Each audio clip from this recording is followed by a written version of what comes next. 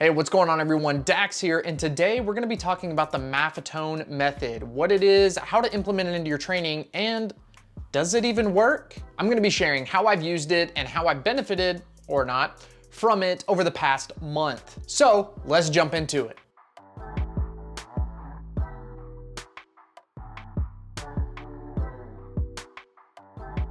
Okay, first, let's talk a little bit about what the Maffetone Method is. It was created by Dr. Phil, not that Dr. Phil, by Dr. Phil Maffetone. And the method to the madness is simply slowing your heart rate down so that way you stay in an aerobic state.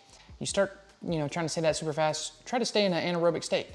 Stay in an aerobic state. You start thinking of anaerobic. No, you want to stay in an aerobic state. Now, this is because you want your body to be burning fat more than you want it to be burning sugar. Your body has a lot more fat than it does sugar. If you're like me, it has a lot of fat all over the place, especially in the stomach, in the thighs, not so much in the glutes. That came from your thigh gap? No, thank you. Thanks for calling it a gap. So when you start implementing this, it's gonna slow your pace down significantly.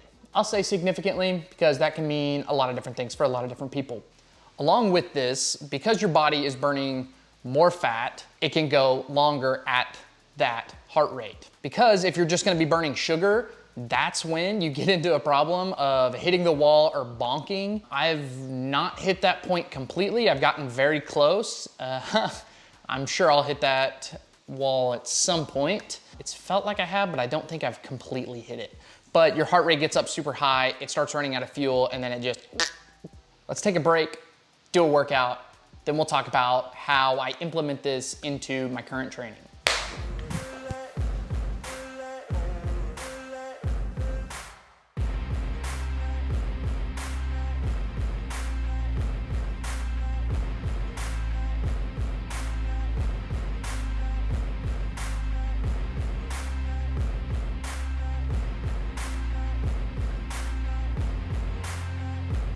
Okay, not gonna lie, these new shorts from AliExpress, gonna do a review on them, a whopping like $4.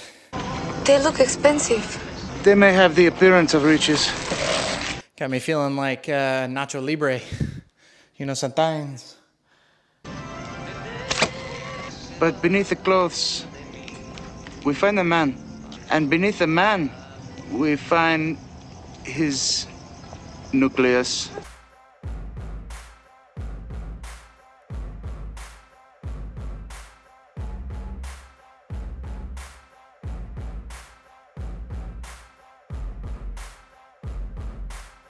The general method is taking the number 180 and then subtracting whatever your age is. And there's some other things into it. If you've been sick or you have a chronic illness, you subtract another 5. All that being said, you're trying to find your aerobic base heart rate. So I'm 25, you do 180 minus 25, you're sitting around 155. When I go out on my runs, my goal is to stay in the 145 to 155 range.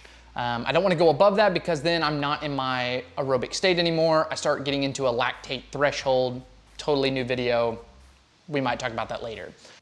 All right, so what I want to do is look at some of the data I've collected over the past month and show you 2 different runs. One that I did on June 30th. June 30th. And then another one that I did this week. The one I did back in June is a 4-mile run at my easy pace, trying to keep it under that 155 max heart rate. The one I did in July is still under that same pace, but it's 5 miles. So there's a little variance, but actually it shouldn't matter too much once you see the data. So let's check it out. Okay, as you can see, this is June 30th, up here, boom. And this was a 4-mile run. It was really hot, obviously 90 degrees, love it. But you can see my pace here at 13:04 per mile. But let's look here at my heart rate, and you can see my heart rate went up and down, up and down, up and down, up and down. That's because I rock and run.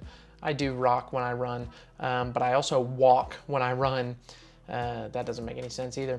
On these runs, I do some walking and you can see my heart rate going up and down kind of from 140 up to 150, 152, but all staying underneath that, having an average heart rate of 147 beats per minute. Now, that is ideal. This was definitely one of the better runs that I kept my heart rate nice and low, but also consistent in that 140 to 150 range. Let's take a look at the one from July. So this was July 17th. That was not this week. This was last week, about 10 days ago almost. You can see here, super zoomed out, but the pace was 12:15 per mile. Yeah, kind of significant, right? So that change in pace, looking at 49 seconds if I'm doing some quick math right, 49 seconds faster while also keeping my heart rate, boom, at that 149. And again, this was another good one, kept the heart rate nice and low, kind of throughout. You see it bounce 150, 152, 153. I think it hit 155 at one point.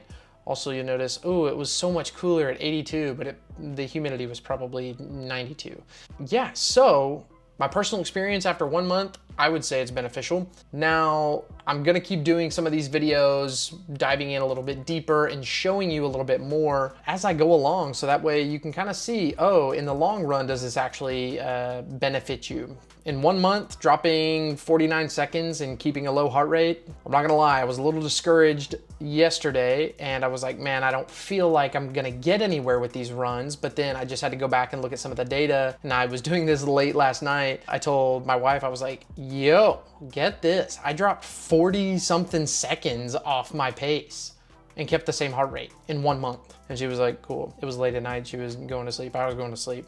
But I had this thought. So I ran with it. So that kind of gave me a little boost in confidence of like, oh, this is actually working. You know, I'm not going crazy here. I don't think my training is all for nothing. You know, I think over time I'm going to get faster. Ideally, I would love to be at a, 9 minute, 8 minute per mile pace. Just got to keep digging, got to keep working. All that being said, dude, I got to find another phrase. So with that, thank you for watching the video. If you're liking the content, subscribe, ring the notification bell, leave a like, leave a comment. Would love to connect with some of you guys. If you guys have any more questions or anything else, I'm here. Keep digging. Red leather, yellow leather, red leather, yellow leather.